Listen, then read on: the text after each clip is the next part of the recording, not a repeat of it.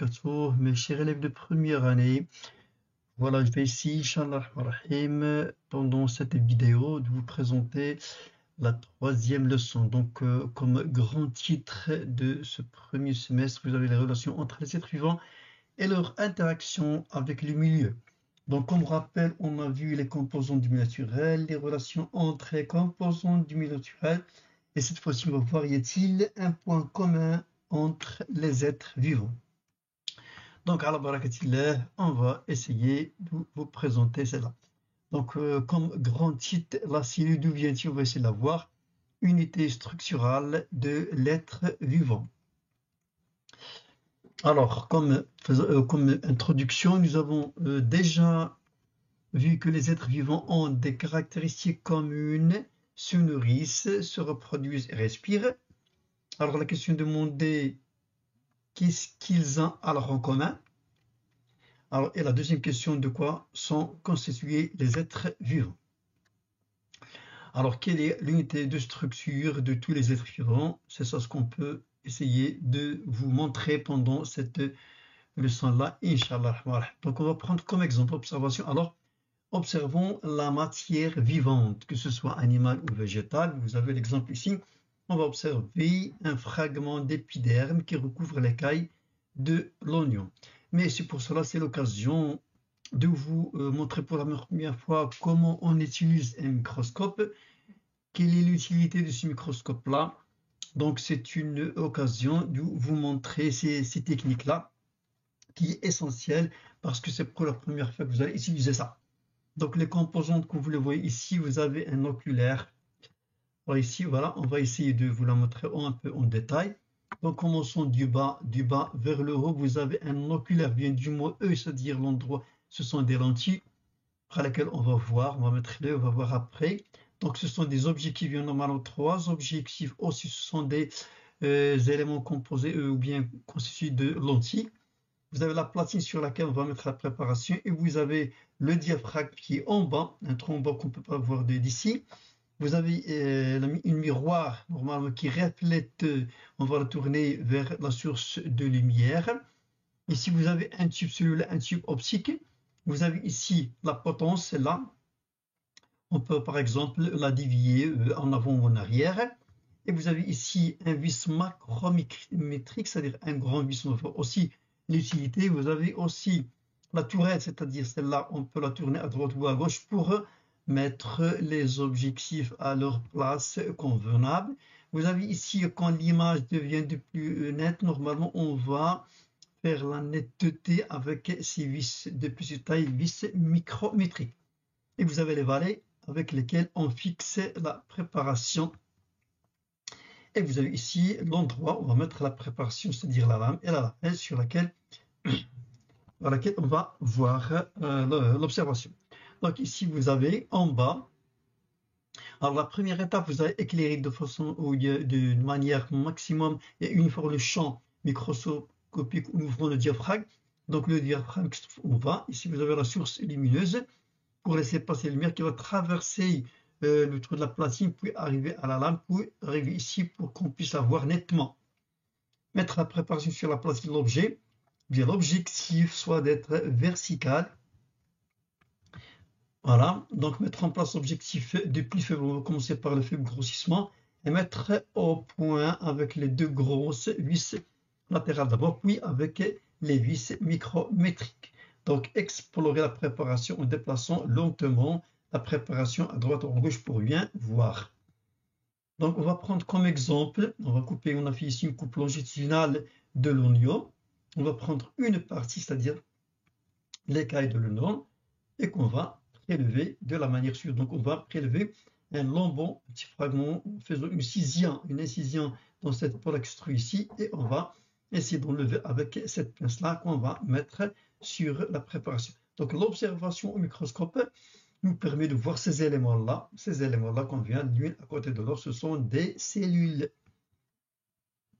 Donc deuxième technique que vous devriez savoir pendant cette vidéo-là, c'est la technique de dessin. Pour cela, vous avez des règles à suivre. Donc réaliser un dessin d'observation. Donc la première des choses, esquisser, c'est-à-dire bien tailler votre crayon pour que les lignes soient bien nettes. Ensuite, normalement, on va utiliser un trait de crayon net et fin continu pour tracer le dessin. Ici, à titre d'exemple, on va choisir un milieu de la feuille, comme j'ai pris comme des dimensions au hasard, comme ça. Après, on va dessiner notre cellule, une seule cellule à l'intérieur. Donc aussi, il y a des techniques normales ou bien des conseils à suivre lorsqu'on a un dessin. Donc mettre une légende complète et exacte. L'écriture disposant l'élément horizontal, pas vertical ou bien optique, sans article et à distance convenable du dessin qu'on va voir. Les traits de légende seront rectilignes, horizontales, non croisés, ne croisent pas les flèches de légende et indiqueront avec précision l'élément légendé. Donc vous allez essayer ça, cette technique avec votre professeur en classe, choisir un titre adapté. Et enfin, indiquer bien sûr le mode d'observation, c'est-à-dire observation avec le microscope optique ou bien la loupe binoculaire ou bien la loupe à main, et l'échelle ou le grossissement utilisé dans le cas de la loupe binoculaire et du microscope. Voilà, après, voilà, la légende. Donc on va mettre, voilà, les flèches, ils doivent être au même niveau, parallèles entre eux, ils ne se croisent pas et indiquent exactement l'élément qu'on veut indiquer. Donc ici, vous avez à l'intérieur un élément qui s'appelle le noyau. Après cet espace-là, de couleur blanche, c'est le cytoplasme, celle-là, ça on tourne. Voilà, ça c'est le vacuole, la plus grande. Et l'espace qui est à l'intérieur, bien la membrane externe, c'est la membrane cellulosique. Et là, c'est la membrane cytoplasmique. Et on va indiquer, comme on a dit tout à l'heure, le titre. C'est un schéma d'une cellule végétale. Et on écrit ici, entre parenthèses, X carré, c'est-à-dire grossissement avec laquelle on a vu cette cellule et on l'a indiqué ici. Voilà, donc ici, voilà un autre exemple. Mais ici, cette fois-ci, c'est l'observation de la cellule animale. Voilà, les cellules de l'épithélium buccal humain. Donc voilà un schéma, ça c'est la réalité, ça c'est un schéma. Donc aussi, on trouve ici, voilà, de l'extérieur à l'intérieur, la membrane cytoplasmique à l'intérieur, l'espace le plus grand, c'est-à-dire un cytoplasme, et à l'intérieur, vous avez un noyau. Et n'oubliez pas de mettre le titre en bas. Tout écrit au crayon est bien présenté. Donc l'observation de fragments d'épiderme qui recouvrent l'écart d'oignon, qu'est-ce qu'on peut en déduire? Que l'épiderme d'oignon est constitué de plusieurs cellules, les uns à côté des autres, et qui se ressemblent. Alors chaque cellule végétale est constituée d'un noyau, d'un cytoplasme et d'une membrane cytoplasmique adhérent à une paroi de membrane cellulosique. Alors voilà d'autres exemples de cellules qu'on peut rencontrer dans la nature.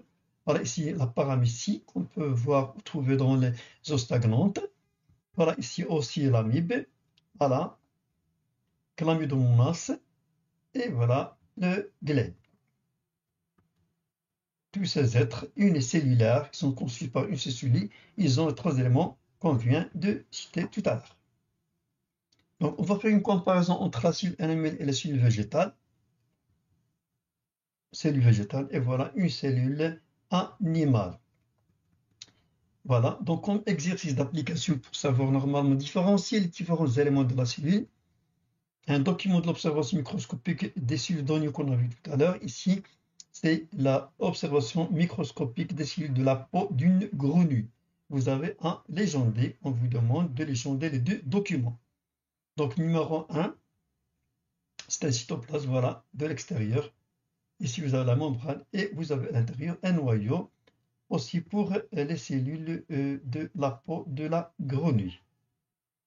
Donc voilà un agrandissement de l'observation. Donc on vous demande de comparer les cellules animales avec les cellules végétales.